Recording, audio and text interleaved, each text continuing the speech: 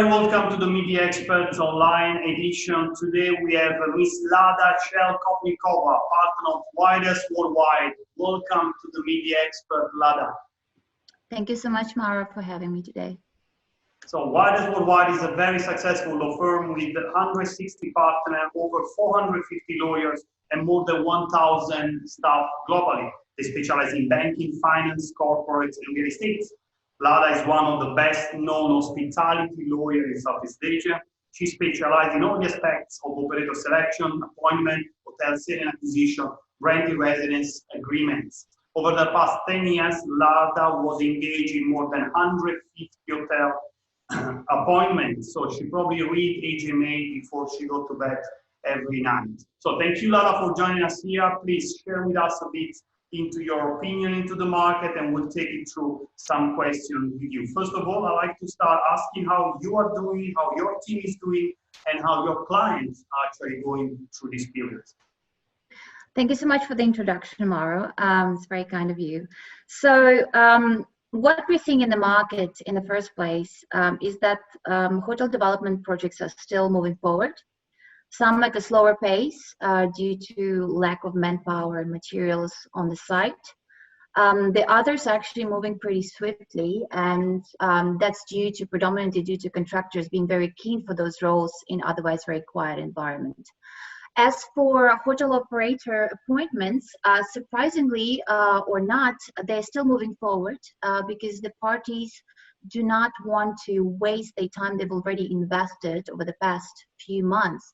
And so since they have a good deal already embedded in the LOI, they would like to seal the deal at some stage. And so the negotiations are moving forward, and there's slight changes to the current terms that we're seeing that being impacted by COVID, which is construction milestones. So we're trying to put more room there, but also things like LTV commitments, right? Bank financing. As for hotel capital transactions, buys and sells, we expect a major activity, a wave of activity to come end of May onwards.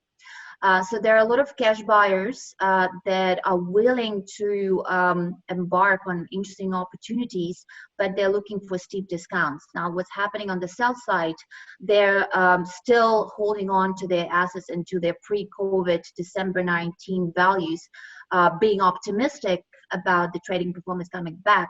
However, the uncertainty around that trading performance coming back to normal obviously has an impact.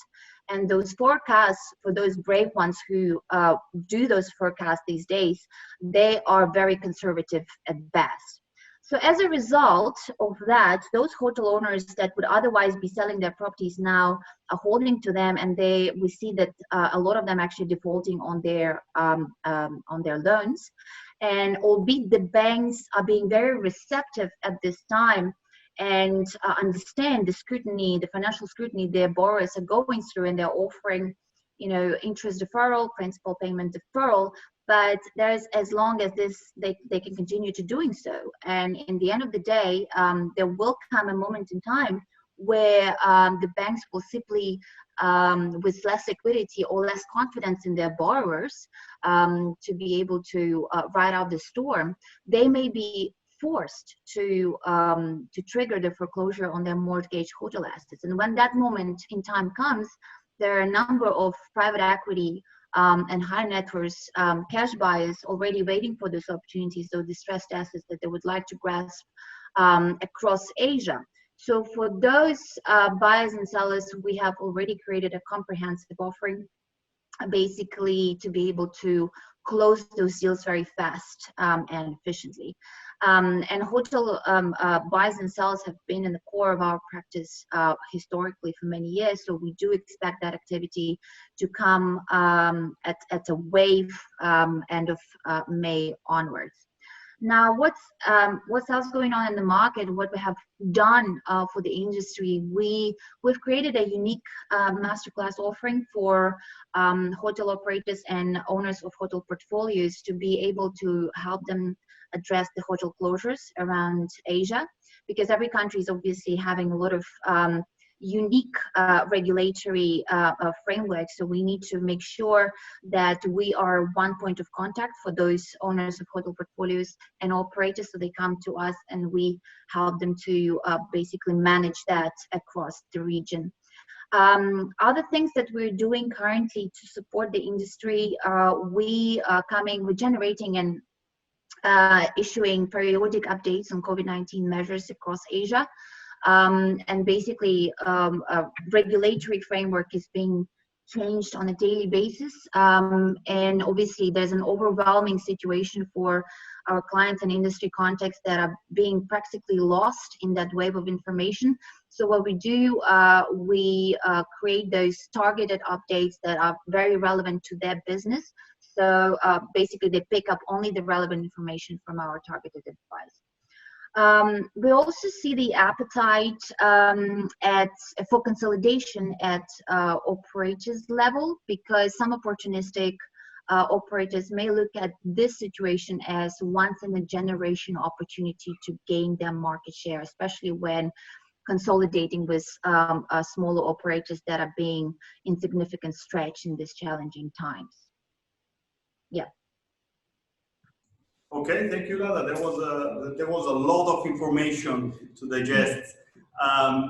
So it seems that you will see coming a lot of a way of distressed asset or maybe a lot of acquisition next year. So you are now close home and can't wait to go out and start working again. So we are looking into this calm before the storm in 2020. So looking into the future. So end of 2020 and 21. What do you think the recovery then will be? Are you on the side of the optimistic owners who keep holding on the value, or are you on the side of people that know the value will completely collapse? What's your view? I would say I'm somewhere in the middle, to be honest. So it depends on the market, right? So V-shaped recovery can happen, and it could happen in some markets that address COVID-19 effectively and successfully, and if they have strong domestic travel, right? Those markets can have a V-shaped recovery, fast bounce back. But globally and region-wise, mostly the V-shaped recovery will be less likely due to, first of all, hit on airlines business and travel bans in the short term, but midterm also economic impact and decline in GDP, export import, and record high unemployment rates. So having said that, we also need to be mindful that there's overall general sentiment around coming back to pre-COVID travel patterns, right? So travel as both leisure and business may find it hard to quickly go back to their habits, travel habits pre-COVID. In addition, the borders of different countries will very much, the opening of those borders will very much depend on market fundamentals of each country, and also on how fast and successful that country was in containing the outbreak within its territory. So as a result, the recovery of the travel patterns across the region and globally will be uneven. Some countries will open, some countries will not. At the property level, so that's what we're talking about macro level, right? But at the property level, the recovery will very much depend on the availability of funding. And obviously the uncertainty of trading performance does mean that for many lenders, it will be difficult to underwrite new financing in this space. So it becomes a chicken and egg situation where the banks need to see some recovery in the business in the first place and robust forecasts of business growing forward. However, it means that the property needs financing to come back to business. So it becomes a chicken and egg situation. And for some hotel owners that have closed their hotels, it means that they may not be able to reopen unless there is a cash buyer or a cash investor coming in and reviving the business with cash injection. However, it's not to say that there won't be funding available. The funding will be available for owners with strong balance sheet, but also let's not forget that there are a number of non-bank financing sources that is currently being emerged in the market and available in the market. So, and we know those players that are currently tapping into that demand. So if you're not getting a bank financing, there's certainly an option on non-bank financing. Thank you, Lada. Just my curiosity, you've been involved in a lot of negotiation on the operator and the owner side. What do you think is their relationship now? Do you think they are working together, or this is an opportunity for some of the operator to actually blame, sorry, some of the owner to actually blame operator and maybe look back into the management agreement on the performance test? Are they collaborating, or is a way for them to enter into a fight? I think this is one of those times where both owner and operator have to come together. And we've seen a lot of operators being extremely proactive, cutting on a lot of cost. And, you know, of course, where there's a decision to close the hotel, that decision is made by the parties together, right? When they understand how much business, if at all, they can get in this market versus their fixed costs, which is something that obviously, you know, you can impact, but to a certain extent. So where the business becomes unviable, obviously both parties come to that decision, which is a painful decision because it obviously impacts not only owner but also operator who is not collecting any fees at that time. So having said that, I see more proactive collaboration between owners and operators in most cases during this time. As regards to performance tests that you've mentioned, well, pandemic is going to be in most cases a releasing event because it's already impacted a significant part of the financial year, and it's completely beyond operators' control. Travel bans, border closures, lockdown, you know, complete restriction on movement. This is not something that an operator can obviously control or impact. So yes, in most cases it will be a releasing event. There will be a few exceptions where the business is still there, either because of stay-at-home notice, individuals who have to stay at the hotels, or because of, you know, expat workers being locked in the foreign country, and then they have to stay in the hotel. So there might be some business and also domestic travel if it's allowed. So in those cases, there might be exceptions if it's a RevPAR only test, but in this part of the world, RevPAR only test is a rarity, if non-existent concept yet. It's mostly TULIM, TOP plus RevPAR.